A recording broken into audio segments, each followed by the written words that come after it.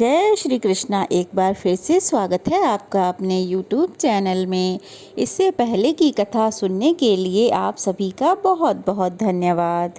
अब सुनिए आगे की कथा। श्री भगवान कहते हैं, हे सुमुखी, अब मैं छठे अध्याय का महात्म्य बतलाता हूँ, जिसे सुनने के बाद मुक्ति बहुत ही सहज हो जाती है। गोदावरी नदी के तट पर प्रतिष्ठानपुर अर्थात पैठर नामक एक विशाल नगर है, जहाँ पर मैं पिपलेश के नाम से विख्यात होकर रहा करता हूँ। उस नगर में जनश्रुति नामक एक राजा रहा करते थे, जो भूमंडल की प्रजा को सबसे प्रिय थे। उनका प्रताप मारतंडल मंडप के तेज के समान जान पड़ता था। प्रतिदिन होने वाले उनके यज्ञ के धुएं से नंदन वन के वृक्ष इस प्रकार काले पड़ गए थे, मानो राजा की असाधारण दानशीलता देखकर वे लज्जित हो गए हों।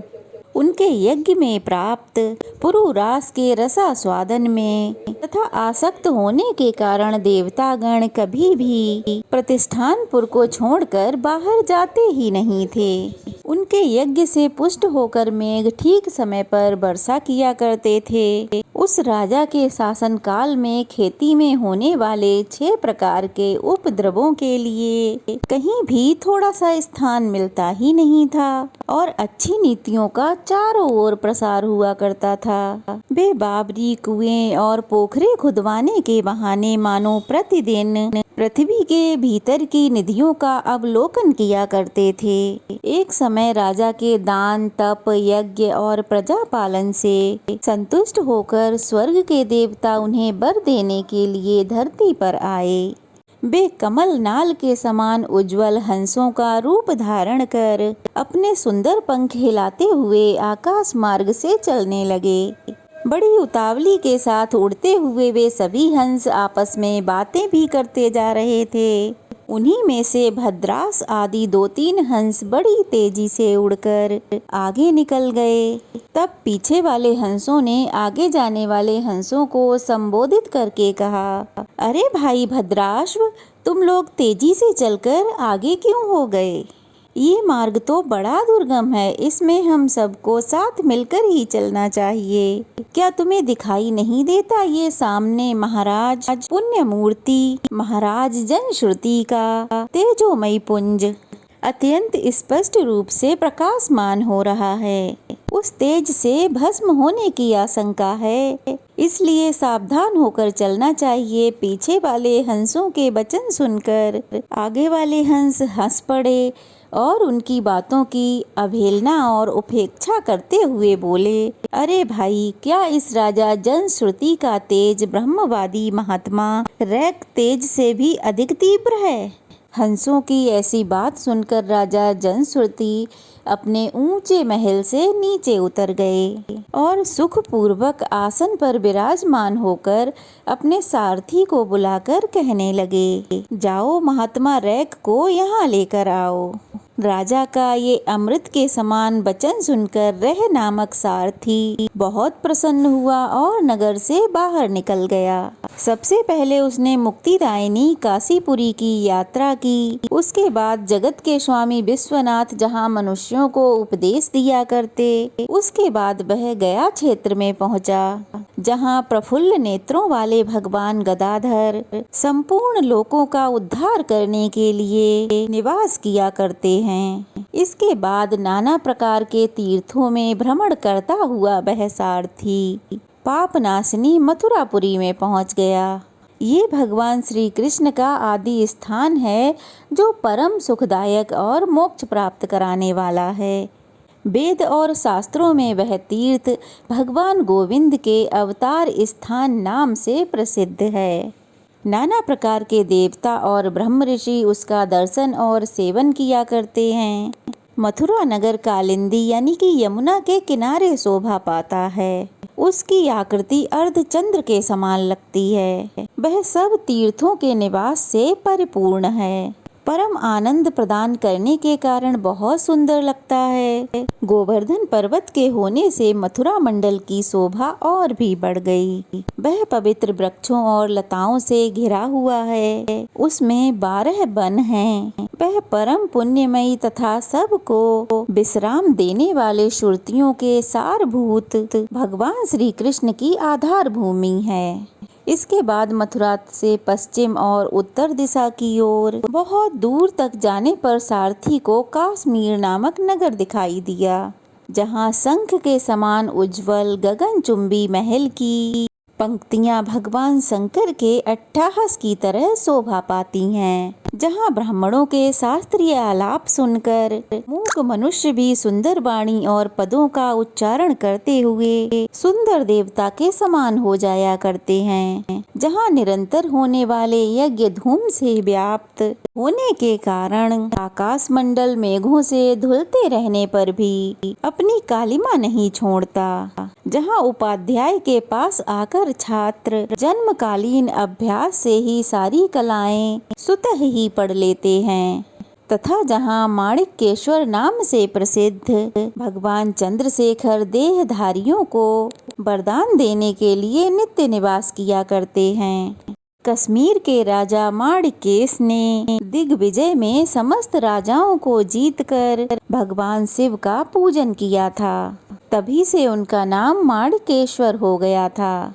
उन्हीं के मंदिर के बाहर महात्मा रैक एक छोटी सी गाड़ी पर बैठे और अपने अंगों को खुजलाते हुए वृक्ष की छाया में बैठे थे।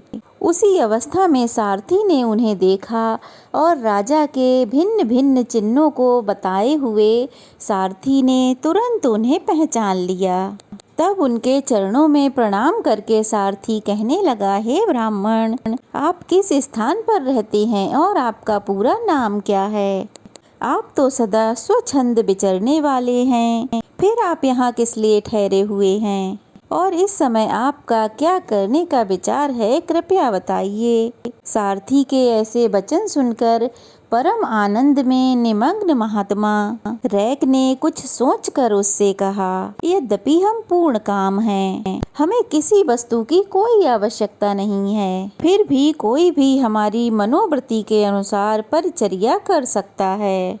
रैक के हार्दिक अभिप्राय को आदर पूर्वक ग्रहण करके सारथी धीरे से राजा के पास चल दिया।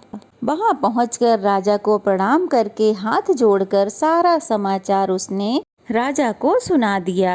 उस समय स्वामी के दर्शन से सारथी के मन में बड़ी प्रसन्नता थी। सारथी के वचन सुनकर राजा के नेत्र आश्चर्य से चकित हो उठे। उनके हृदय में रैक का सत्कार करने की श्रद्धा जाग उठी। उन्होंने 2 खच्चरियों से जुड़ी हुई गाड़ी लेकर यात्रा प्रारंभ कर दी। साथ ही मोती के हार, अच्छे अच्छे वस्त्र और 1 सहस्त्र गौएं भी साथ में ले लीं। कश्मीर मंडल में महात्मा रैक जहाँ रहा करते थे, वहाँ पहुंचकर राजा ने सारी वस्तुएं उनके आगे निवेदित कर दीं और पृथ्वी पर पड़कर साष्टांग प्रणाम किया। महात्मा रैक चरणों में पड़े हुए राजा जनश्रुति पर अत्यंत क्रोधित होकर बोले, अरे क्षुद्र, तू दुष्ट राजा है, क्या तू मेरा वृतांत नहीं जानता? ये खच्चरियों से जुती हुई अपनी ऊंची गाड़ी लेकर जा। ये वस्त्र, ये मोतियों के हार और ये दूध देने वाली गौएं भी खुद ही ले जा। इस तरह आज्ञा देकर रैक ने राजा के मन में भय उत्पन्न कर दिया। तब राजा ने साप के भय से महात्मा रैक के दोनों चरण पकड़ लिए और भक्ति पूर्वक कहने लगे, हे ब्राह्मण, मुझ पर प्रसन्न होइए। आप में ये अद्भुत महात्म्य कैसे आया? प्रसन्न होकर ये मुझे ठीक ठीक बताइए।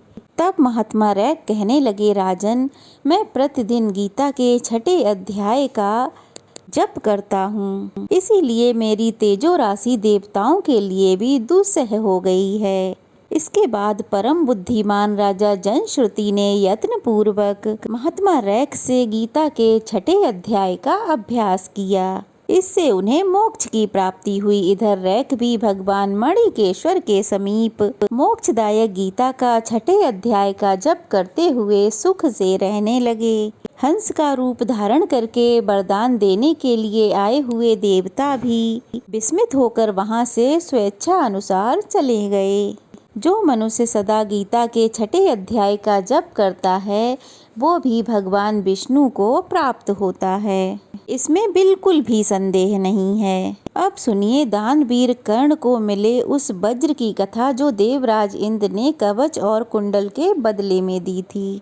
महाभारत में देवराज इंद्र ने कर्ण से उसके कवच और कुंडल मांगे तो उसके बदले में उसे एक दिव्य शक्ति दी। देवराज इंद्र ने कहा था इस शक्ति का प्रयोग तुम जिस पर भी करोगे वह अवश्य ही मर जाएगा, लेकिन वह उस शक्ति का प्रयोग केवल एक बार ही कर सकता है। कर्ण ने देवराज द्वारा दी गई उस शक्ति को अर्जुन के लिए संभाल कर रखा। भगवान श्री कृष्ण यह बात जानते थे, इसीलिए उन्होंने युद्ध में भीम के पुत्र घटोत्कच को भेजा। दुर्योधन की ओर से कोई भी योद्धा उसे बस में नहीं कर पा रहा था। तब दुर्योधन ने कर्ण से कहा कि वो इंद्र द्वारा दी गई शक्ति का उपयोग करें और उस राक्षस को मार डालें, नहीं तो वो इस पूरी कौरव सेना को आज ही खत्म कर देगा। कर्ण ने दुर्योधन और बाकी सब की बात मानते हुए दिव्य शक्ति से घटोत्कच को मार डाला, जिससे पांडव तो बहुत दुखी हुए, लेकिन उस समय भगवान कृष्ण प्रसन्न दिखाई दे रहे थे। यह देखकर अर्जुन को बड़ा आश्चर्य हुआ। उन्होंने भगवान से पूछा, हे मधुसूदन, भीम का पुत्र मारा गया है, इससे सब दुखी हैं, लेकिन केवल आप ही हैं जो प्रसन्न हैं। इस प्रश्न के जवाब में भगवान श्री कृष्ण ने कहा, अर्जुन, अभी यही दिखाई दे रहा है कि कर्ण ने घटोत्कच को मार दिया है, लेकिन असली सच्चाई तो ये है कि घटोत्कच ने कर्ण को मार दिया है। इंद्र ने कर्ण के कवच और कुंडल तो पहले ही ले लिए थे। इसके बाद उसके पास एक ही अजेय शक्ति थी जिसका उपयोग घटोत्कच के लिए कर्ण ने कर लिया। इंद्र की दी हुई शक्ति अगर कर्ण के पास रहती तो उसे जीत पाना किसी के लिए भी संभव नहीं था। ऐसे में पूरी की पूरी पांडव सेना भी उसका मुकाबला कभी नहीं कर पाती। अब कर्ण के पास कोई दिव्य शक्ति नहीं बची है, इसलिए उसे युद्ध में पराजित करना अब संभव है। कर्ण को पराजित किए बिना यह युद्ध जीत पाना हमारे लिए संभव ही नहीं था।